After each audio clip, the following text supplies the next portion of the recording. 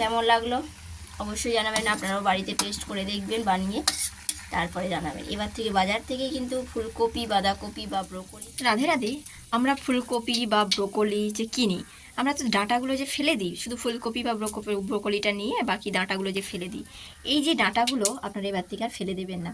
এই ডাঁটাগুলোকে আমি সরু সরু করে একটু আমান্য করে নিয়েছি, কেটে নিয়ে এই যে ডাঁটারই একটা চচ্চড়ি বা লাবড়া করা যায়। তো এবার থেকে যখন বাজারে আপনি নিয়ে আসবেন ফুলকপি বা ব্রোকলি, তার ডাঁটাগুলো এবার থেকে এইভাবে রান্না করুন। এটাকে আরও মশলাদার করানো যায়, পরে আমরা আর একটা রেসিপি নিয়ে আসবো যেখানে মশলাদার করব। আজকে শুধু একটা লাবড়া বা চচ্চড়ি, খুব সিম্পলি লাবড়া বা চচ্চড়ি টেস্ট আনার জন্য এখানে একটু বেগুন আমান্য করে রেখেছি, আর এই ডাঁটাগুলো আমান্য করে রেখেছি, আর হালকা এই একই সাইজে আলুগুলোকে আমান্য করে রেখেছি। সেই রকম কড়াতে এখানে দিয়েছি 5 ফোড়ন আর একটু শুকনো লঙ্কা দিয়েছি। খুব সাধারণভাবেই করব। তো কড়া তেলটা গরম হয়ে গেছে, আমি দিয়ে দিয়েছি, তার সঙ্গে সঙ্গে কি দিয়েছি, সমস্ত সবজিগুলো একসঙ্গে দিয়ে দিয়েছি, দিয়ে হালকা করে এটাকে নাড়তে থাকবো।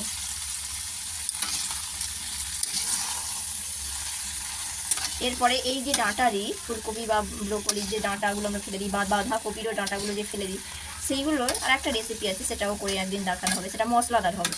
আর এটা খুব সামান্য একটা লাবড়া টাইপের করানো যাবে।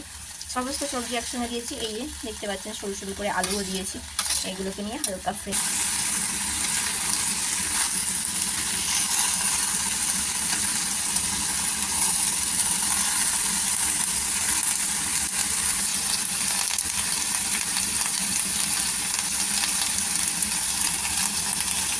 আদা,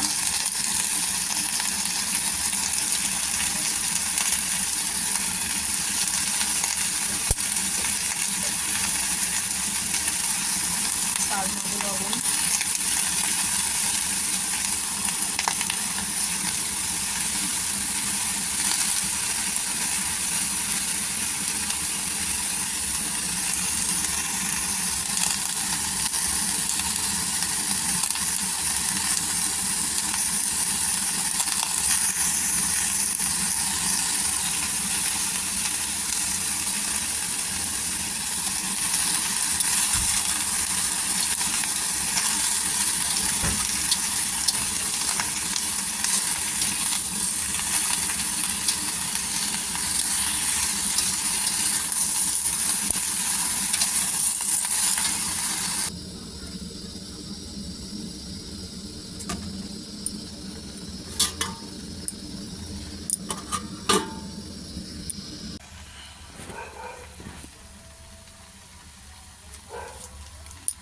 এই যে সবজি মশলা, নো অনিয়ন, নো গার্লিক, এই যে সবজি মশলাটা একটু দিয়ে দিয়েছি এর উপর দিয়ে, দেখুন আমার এই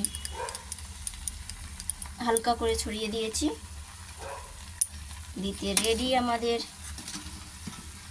ফুলকপির ডাঁটা লাবড়া। তো কেমন লাগলো অবশ্যই জানাবেন।